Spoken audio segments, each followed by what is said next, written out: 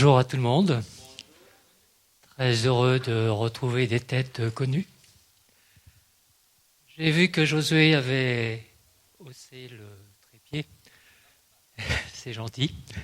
Est-ce que, s'il te plaît, tu pourrais le mettre à plat? Je ne sais pas faire et je ne suis pas technique du tout. Si j'ai réussi, hein.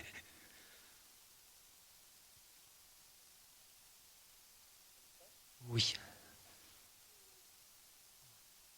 Ça fait...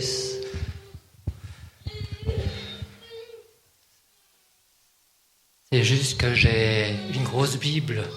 Non pas que je sois super spirituel, mais j'ai une Bible à gros caractères et qui est très lourde. Donc elle a besoin d'un support relativement important. En temps normal, Josué nous a invités, Michel, François et moi, il y a un an, avant la Covid, et nous aurions dû être présents parmi vous le 2 mai 2020. C'est pas grave, la Covid est passée par là, mais elle n'a pas été vainqueur, puisqu'aujourd'hui nous sommes là, au milieu de vous. Et c'est une joie pour nous, pour tous les trois. Le jour où Josué m'a invité, en me disant, écoute, tu viendras apporter la parole, j'ai tout de suite reçu un message de la part de Dieu. Ce message que je vais vous apporter, qui n'a pas changé depuis un an, qui est resté dans ma mémoire, qui est resté là. Alors peut-être que certains d'entre vous l'ont déjà entendu en 2014, mais j'ai à cœur de le reprendre. Alors on va y aller.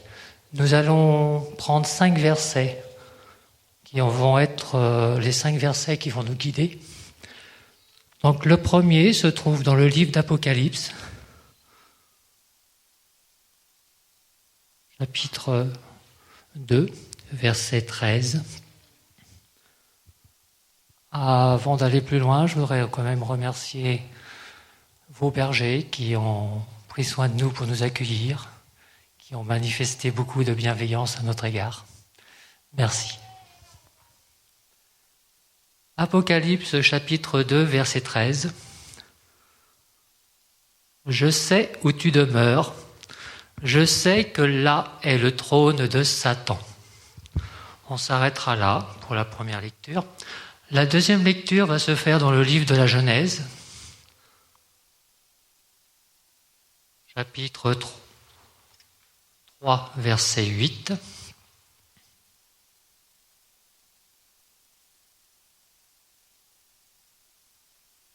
Alors ils entendirent la voix de l'Éternel Dieu qui parcourait le jardin vers le soir. Et l'homme et sa femme se cachèrent loin de la face de l'Éternel, au milieu des arbres du jardin. Troisième lecture dans l'évangile de Luc.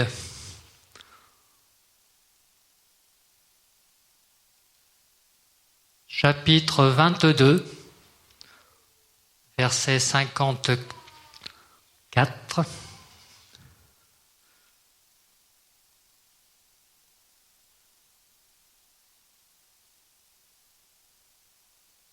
Après avoir saisi Jésus, ils l'emmenèrent et le conduisirent dans la maison du souverain sacrificateur.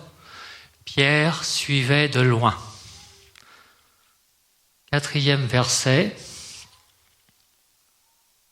toujours chapitre Luc, verset 22. Chapitre Luc, chapitre 22, verset 14. L'heure étant venue, il se mit à table et les apôtres avec lui. Et enfin, notre 5e verset qui va nous guider aujourd'hui. Jean, chapitre 13, verset 23. Un des disciples, celui que Jésus aimait, était couché sur le sein de Jésus. Nous avons là 5 situations et toutes les situations concernent des gens qui sont membres d'une église, des disciples de Jésus, donc des chrétiens. comme vous et moi. Les 5 versets que nous avons lus, on peut aussi considérer qu'Adam et Ève sont des fils de Dieu, des enfants de Dieu. Donc ce sont des versets qui concernent le peuple de l'Éternel. Ce ne sont pas des versets qui concernent les gens de l'extérieur, les gens du monde. Et ça concerne vraiment 5 versets qui pourraient se traduire par une question, qui pourraient être regroupés par une question que l'on trouve dans Genèse 3, 9. C'est Dieu qui pose la question à Adam. Et lorsqu'ils se sont cachés, donc Genèse 3, 9, Dieu pose une question, où es-tu? Alors comme je veux viser personne ce matin, ça tombe bien, je ne vous connais pas tous, mais je ne veux pas vous viser quand même.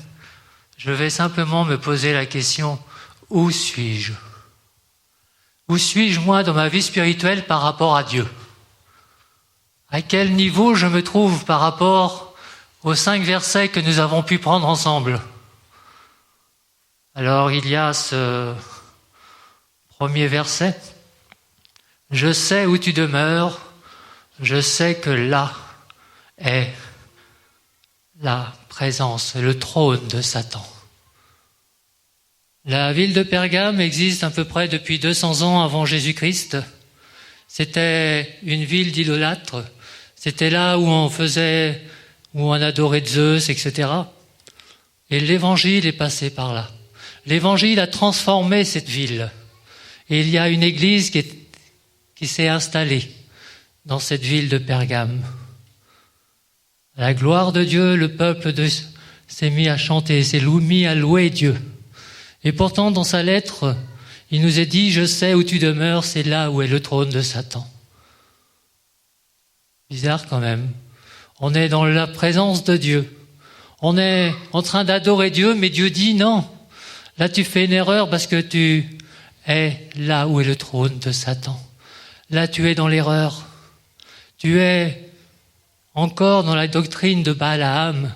Tu n'es plus dans ma doctrine à moi, mais tu es encore, même si tu m'apportes la louange, même si tu m'adores, tu es malgré tout dans la doctrine de Balaam. Et je pense que nous connaissons tous ce pseudo-prophète Balaam. On trouve son histoire dans le Nombre 22, 23, 31, au niveau des chapitres. On ne va pas tous les lire, évidemment. Mais dans un premier temps, ce prophète Balaam avait la réputation de dire les choses de Dieu. Et lorsque Balak s'est trouvé en face du peuple d'Israël, il a fait appel à Balaam pour maudire le peuple d'Israël. Mais comme Balaam était un véritable prophète, il a béni le peuple d'Israël. 1 fois, 2 fois, 3 fois. À un moment donné, il a commencé à se dire « Oh, c'est pas bien ça. Je vais peut-être me tourner du côté de Balak parce que ça va mieux. » Et puis nous voyons que Dieu se met en colère contre lui parce qu'il part selon sa propre initiative. À un moment donné, nous avons aussi Dieu qui l'arrête. Il est sur sa petite ânesse. Et Dieu met un ange devant lui pour l'arrêter en lui disant « Mais attention, tu fais une erreur. » Et c'est l'âne qui parle. Et nous voyons avec le temps dans Nombre 31, 15 et 16. Et Moïse parle et il leur dit « Avez-vous laissé la vie à toutes ces femmes? Voici, ce sont elles qui, sur les paroles de Balaam, ont entraîné les enfants d'Israël envers l'Éternel dans l'affaire de Péor. » Balaam a commencé à emmener le peuple d'Israël, les femmes d'Israël, contre Dieu. Et dans notre première lecture, malgré que le peuple de Dieu était là, Dieu leur dit, mais vous êtes encore dans la doctrine de Balaam. Pourtant, Dieu les avait prévenus. Dans 2 Corinthiens 6, 14, il est dit, ne vous mettez pas avec les infidèles sous un joug étranger. Car quel rapport y a-t-il entre la justice et l'iniquité? Deutéronome 5, verset 9. Tu ne te prosterneras pas devant les idoles et tu ne les serviras pas. Car moi, l'Éternel, ton Dieu, je suis un Dieu jaloux qui punit l'iniquité. L'église de Pergame était là. Ils sont un peu comme ce qui est dit dans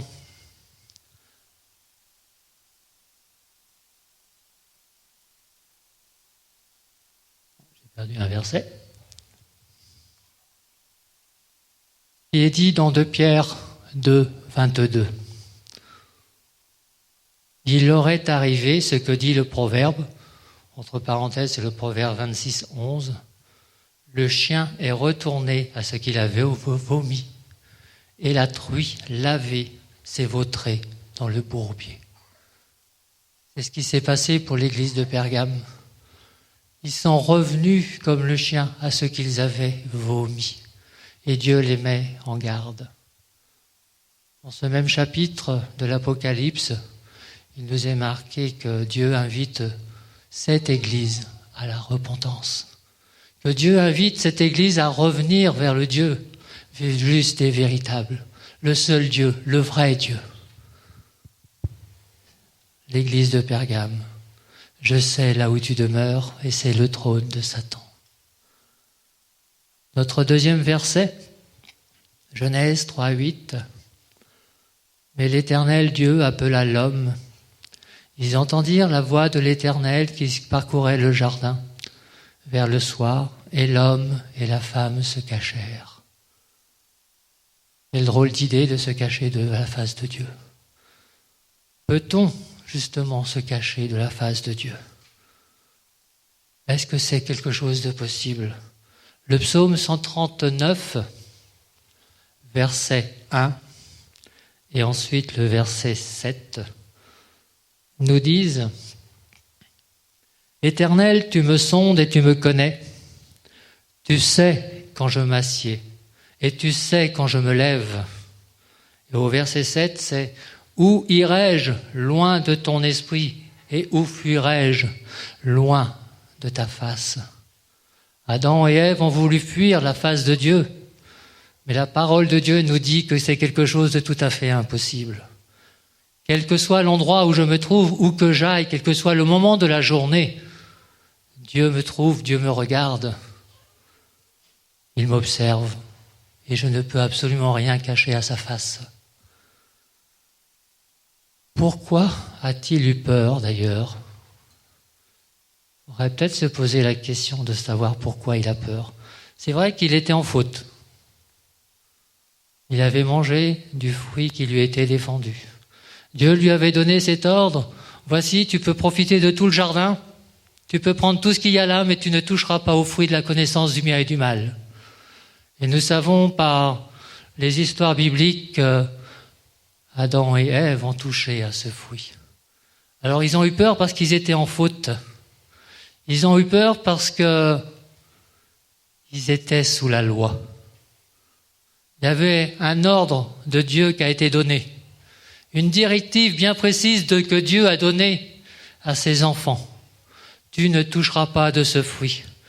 Et pourtant, ils l'ont fait. Et à partir du moment qu'on se place sous une loi, si je n'accomplis que 99% de la loi, je suis coupable avec le 1% qui reste. Et la société est faite de droit. La société est faite de règles. C'est pas notre sœur qui vient d'avoir son licence en droit qui me dira le contraire. Tout est légiféré. Il y a les lois constitutionnelles, les lois référentielles, etc., etc. Puis à ça, il s'ajoute les codes de la famille, le code de la route, le code du travail. C'est saoulant, c'est épuisant. Si je veux vivre la loi à 100%, je ne peux pas. Il y a forcément un moment ou d'un autre, je vais malheureusement griller un stop, je vais malheureusement me garer où il ne faut pas et c'est difficile. Alors quand il n'y a pas de gendarme, c'est pas grave. Hein. Mais s'il y a un gendarme, schlac. On est comme Adam et Ève, on a envie de se cacher. Mais on ne peut pas vivre sous la loi. On ne peut pas chercher à plaire à Dieu en se mettant sous la loi. La parole nous dit ceci dans Galates 3, verset 10. Ceux qui s'attachent aux œuvres de la loi sont sous la malédiction, car il est écrit « Maudit est quiconque n'observe pas tout ce qui est écrit dans le livre de la loi et ne la met pas en pratique. » Si je veux faire plaisir à Dieu en étant sous la loi, Dieu me dit au travers de sa parole que je suis maudit, que je suis sous la malédiction. Il y a eu Christ, et avant Christ c'était la loi, après Christ c'est la grâce. Ça ne veut pas dire que parce que je suis sous la grâce j'ai le droit de faire n'importe quoi, il y a forcément des conséquences à ce que je fais. Mais lorsque Dieu a vu Adam et Ève qui se cachaient, il ne les a pas condamnés. Il n'est pas arrivé dans le jardin en se promenant en disant « Adam, tu as péché, je te cherche pour te frapper, je te cherche pour te punir. » Il a simplement dit « Adam, où es-tu » Il le dit avec amour, il le dit avec compassion. Dieu ne porte pas un jugement sur l'action d'Adam. Il pose simplement une question. Où es-tu ? Pourquoi te caches-tu ? Et nous voyons qu'en mettant un vêtement d'animal sur Adam et Ève, nous sommes dans les prémices du sacrifice de la grâce, du sacrifice de Jésus-Christ pour chacun de nous. Il nous est dit que dans Matthieu 5, 17, « Ne croyez pas que je suis venu pour abolir la loi ou les prophètes. Je suis venu non pas pour abolir, mais pour accomplir. » Alléluia. Et on en arrive à notre 3e verset. Après avoir saisi Jésus, ils l'emmenèrent et le conduisirent dans la maison du souverain sacrificateur. Pierre suivait de loin. Ah, Pierre, l'intrépide, le virulent, celui qui était le premier à aller partout, le meneur, on pourrait dire aujourd'hui le leader, celui qui emmène tout le monde à sa suite, et puis allez, on y va, on n'a peur de rien. Et pourtant, là, il nous est dit qu'il suivait Jésus de loin. Est-ce qu'aujourd'hui, je suis en train de suivre Jésus simplement de loin ? Est-ce que je regarde ce qui va se passer pour Jésus de loin ? Oh, je ne m'en approche pas parce qu'on ne sait jamais. Pour mémoire, le frère l'a dit tout à l'heure, lorsque Jésus a été suivi de loin par Pierre, cela a engendré de la part de Pierre 3 reniements de Jésus-Christ. Par 3 fois, il a renié son maître. Il a suivi Jésus de loin, mais par 3 fois, il a renié le maître. Alors pourquoi est-ce qu'on suivrait Jésus de loin ? Oh, il y a des raisons à ça. Je crois que la première raison pour Pierre, c'était « J'ai peut-être un petit peu peur des hommes là. On ne sait jamais ce qui va se passer. Je vais me préserver ma vie quand même. » Peut-être avait-il raison. Peut-être qu'il y a 2000 ans, j'aurais réagi pareil. Parce que c'est facile de juger aujourd'hui Pierre. Mais si j'avais été dans sa situation, qu'aurais-je fait ? Je ne sais pas. Je ne sais pas si j'aurais collé à Jésus jusqu'à la croix, ou si j'aurais fait comme Pierre. On va attendre, on va voir comment ça se passe. Parce que la peur des hommes, l'homme est un loup pour l'homme quand même. L'homme est méchant envers l'homme, surtout si on n'a pas ces mêmes idées. Donc ne jugeons pas Pierre. Ne portons pas un regard de jugement sur l'attitude de Pierre, mais essayons simplement de comprendre pourquoi il avait peur. Et ça se comprend. À partir du moment que les hommes qui en voulaient à la vie de Jésus, c'était pas des tendres. Ils étaient quand même plutôt dans l'agressivité. Et ça l'a fini sur la mort d'une croix. Donc c'était pas ce qu'on appelle des anges. C'était pas ce qu'on pourrait appeler aujourd'hui des enfants de cœur. C'était des hommes qui en voulaient et qui voulaient vraiment détruire Jésus-Christ. Donc il y a cette peur des hommes. Et l'Éternel nous dit dans le psaume 118, verset 6. L'Éternel est pour moi, je ne crains rien. Que peuvent me faire les hommes? Psaume 118, verset 6. Que peuvent me faire les hommes? Rien. À partir du moment que l'Éternel est pour moi, les hommes ne peuvent rien me faire.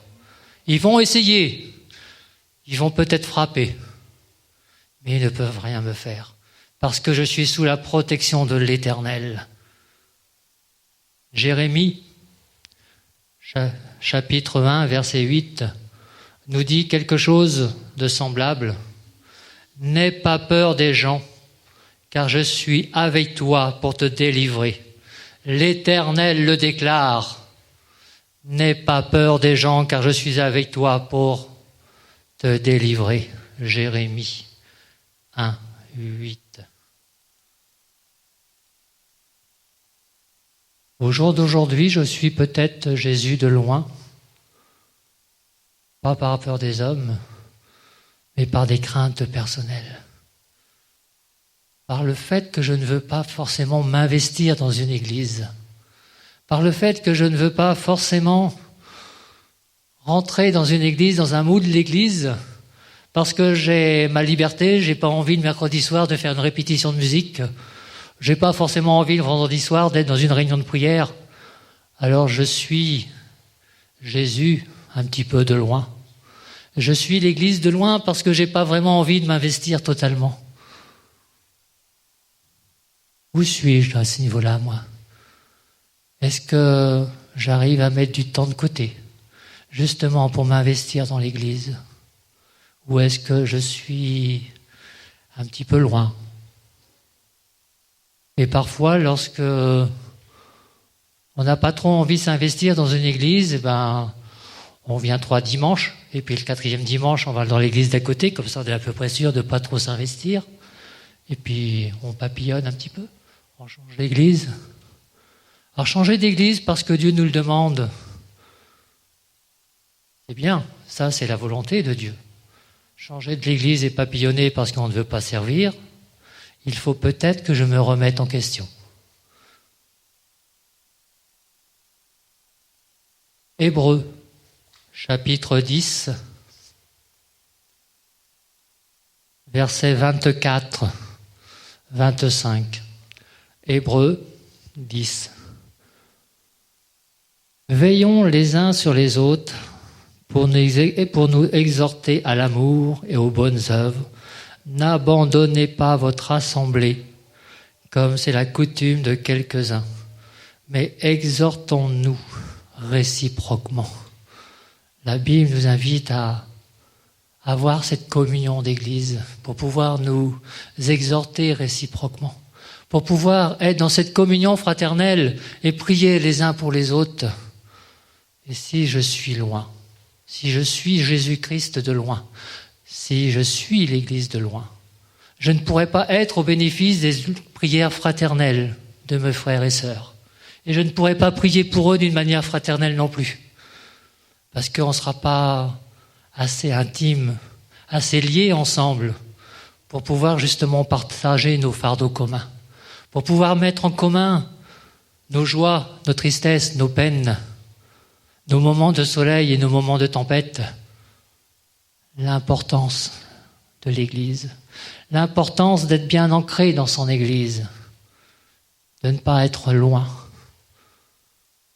3e petit point, et qui va aussi avec le fait de ne pas trop s'attacher à l'Église, c'est « Je suis Jésus-Christ de loin parce que je n'ai pas envie de le servir. Parce que j'ai envie de garder ma propre liberté. Parce que j'ai envie de me servir moi tout seul. Il n'y a que moi qui compte, alors je me sers moi. » Non, nous sommes sauvés pour servir. C'est ce que nous dit la Bible. D'abord, Luc, chapitre 4, verset 8. Luc 4, verset 8. « Tu adoreras le Seigneur ton Dieu et tu le serviras, lui seul. » Nous sommes sauvés pour adorer. Nous sommes sauvés pour servir. On a quelque chose de semblable dans Galates, chapitre 5, versets 13 et 14. Galates 5, versets 13 et 14. Frères, vous avez été appelés à la liberté. Seulement ne faites pas de cette liberté un prétexte de vivre selon la chair, mais rendez-vous par amour serviteurs les uns les autres. La Bible nous enseigne que nous sommes sauvés pour servir. Et j'ajouterais que, puisque nous sommes appelés à servir pour sauver. Sauver pour servir, ça c'est le rôle que Dieu nous a fait. Il nous a sauvés. Mais nous sommes appelés à servir pour sauver parce qu'autour de nous, il y a des gens qui ont besoin d'entendre la parole de Dieu. Autour de nous, il y a des gens qui ont besoin d'être transformés par la vérité de Jésus-Christ. Autour de nous, il y a des gens qui ont besoin d'entendre cette bonne nouvelle.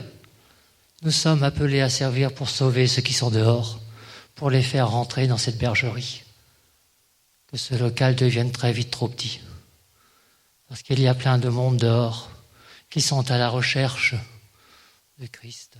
Il y a plein de gens dehors qui ont besoin d'entendre des vérités, d'autant plus dans les moments qui courent, avec toutes les choses négatives que l'on peut entendre, avec toutes les mauvaises doctrines que l'on peut entendre de part et d'autre.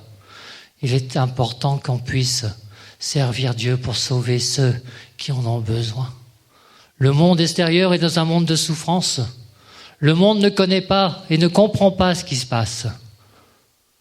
Nous ne comprenons pas forcément non plus. Mais on peut apporter la réponse du salut. On peut apporter la réponse de Dieu, la réponse spirituelle, appelée à servir pour sauver.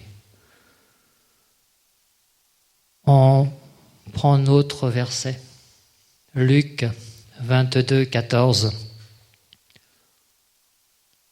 L'heure étant venue, ils se mirent à table et les apôtres avec lui. Ah, là, on change de catégorie, là. Ils sont à table. Tout le monde se trouve à table. Sauf erreur de ma part, sur une vie de 80 ans, nous passons 87 000 repas. Nous prenons une moyenne de 87 000 repas sur une vie de 80 ans. Ça en fait. Si on compte au minimum 1 heure à chaque repas, ça fait 87 000 heures au minimum. Alors pour ceux qui sont centenaires, évidemment, c'est pire. Mais c'est important, ce moment où on est à table. L'heure étant venue où ils se mirent à table et les disciples étaient avec Jésus. Au moment de cette sainte scène, c'est comme si nous sommes à table avec le Seigneur. Mes frères et sœurs, amis, lorsque on a quelqu'un à table, en général, on n'invite pas son ennemi. On invite quelqu'un pour faire connaissance, mais on invite surtout ses amis à table. Et lorsque nous sommes dans cette sainte scène, à prendre le repas du Seigneur, à la table du Seigneur, c'est parce que nous sommes amis du Seigneur, tout comme pouvait l'être Abraham. Jacques, chapitre 2, 23, nous révèle ceci, que Abraham était l'ami de Dieu. Ça, c'est important, être l'ami de Dieu. Nous voyons dans l'histoire d'Abraham, dans le Genèse 18, Abraham est sous son arbre et il voit arriver 3 hommes. Il sait que, par habitude, parce qu'il a l'esprit de Dieu, il sait que ces 3 hommes qui arrivent ne sont pas des hommes ordinaires, mais bien des envoyés de Dieu. Alors il demande à ses serviteurs d'aller tuer l'agneau afin de préparer un repas pour les 3 personnes qui vont venir. Et ils se mirent à table. C'est ce que l'on trouve dans le Genèse 18, à partir au verset 8. Genèse 18, il nous montre que ces hommes mangèrent ainsi qu'Abraham. Mais c'est fantastique d'être à la table du Seigneur. Vous avez connaissance de ce qui se passe lorsque Abraham est à table avec ces 3 hommes? il y a la bénédiction qui arrive sur Sarah, son épouse. Je te le dis, dans 1 an, tu auras un enfant. Il y a, lorsque ces hommes partent, il y a l'alliance qui est faite entre Abraham et Dieu.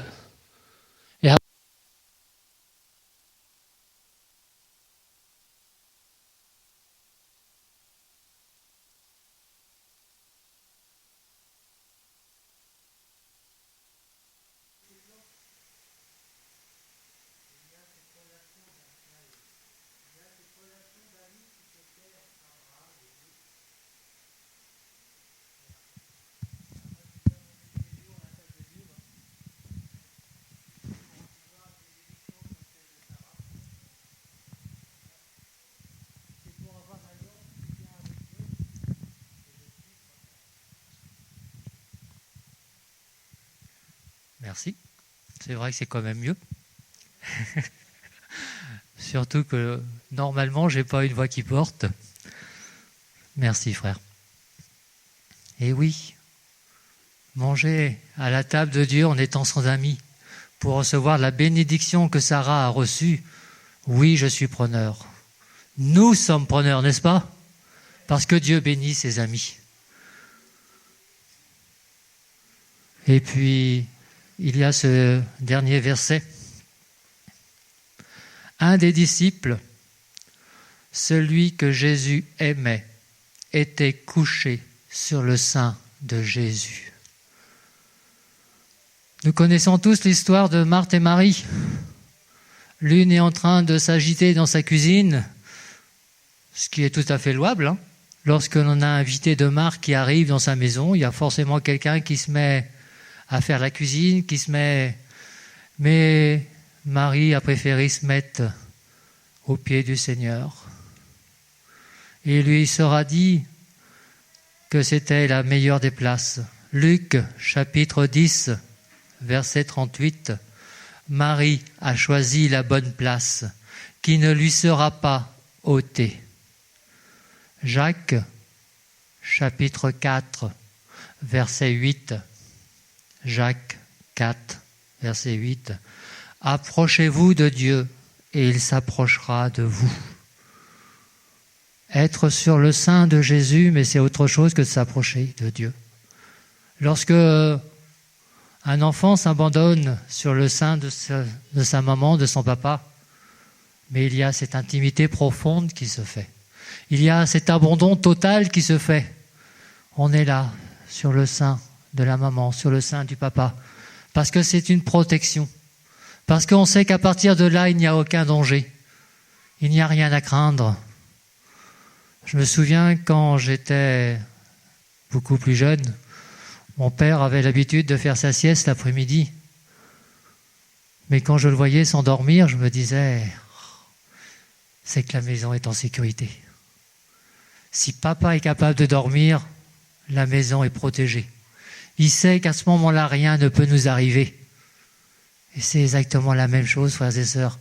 Lorsque nous sommes sur le sein de Jésus-Christ, nous sommes en confiance totale. Nous sommes en sécurité. Qu'avons-nous à craindre? Nous sommes là. Ce que j'aime dans ce verset de Jean 13, 23, c'est qu'il est marqué que un des disciples, celui que Jésus aimait. Alors évidemment, nous, avec le recul, on sait qui c'est. Mais il n'y a pas de nom. Et on pourrait très bien dire, un des disciples, Josué que Jésus aimait, Babette que Jésus aimait. Je ne vais pas faire tout le monde, parce que je pourrais en oublier quelqu'un. Mais il n'y a pas de nom. Et un des disciples, ça peut être moi, ça peut être toi. Ça peut être toi, ma sœur, mon frère. Jésus est celui qui nous aime sans aucune mesure. Jésus est celui qui nous aime sans regarder comment nous sommes de l'intérieur. Il nous voit comment nous pouvons être, comment nous pouvons devenir. Alors oui, c'est notre place, être sur le sein de Jésus. S'abandonner complètement, rentrer dans cette intimité. Ce matin, Dieu me pose une question. Et je vais un peu faire comme le frère tout à l'heure qui a parlé à Pierre. Pierre, m'aimes-tu? Jésus lui a posé la question 3 fois. Et ce matin, Jésus me dit, Serge, où es-tu? Dans ton temple, Seigneur. Serge, où es-tu? Je suis dans ton temple. Mais Serge, où es-tu? Seigneur, tu le sais. Et là, j'ai envie de faire cette prière que David a pu faire dans le psaume 139, versets 23, 24. Le psaume 139, versets 23, 24. Où es-tu, Serge? Seigneur, sonde-moi, ô Dieu, et connais mon cœur. Éprouve-moi et connais mes pensées. Regarde si je suis sur une mauvaise voie et conduis-moi sur la voie de l'éternité. J'ai envie de faire cette prière au Seigneur. Le Seigneur me pose ce matin cette question, mais es-tu vraiment toujours avec moi? Est-ce que par moment tu ne suivrais pas une autre doctrine? Est-ce que par moment, Serge, tu ne serais pas en train de me suivre de loin? Mais ce matin, l'Éternel me dit, tu es mon ami, je t'invite à ma table. Tu es le disciple que j'aime et je veux que tu sois sur mon sein. Soyez bénis, frères et sœurs.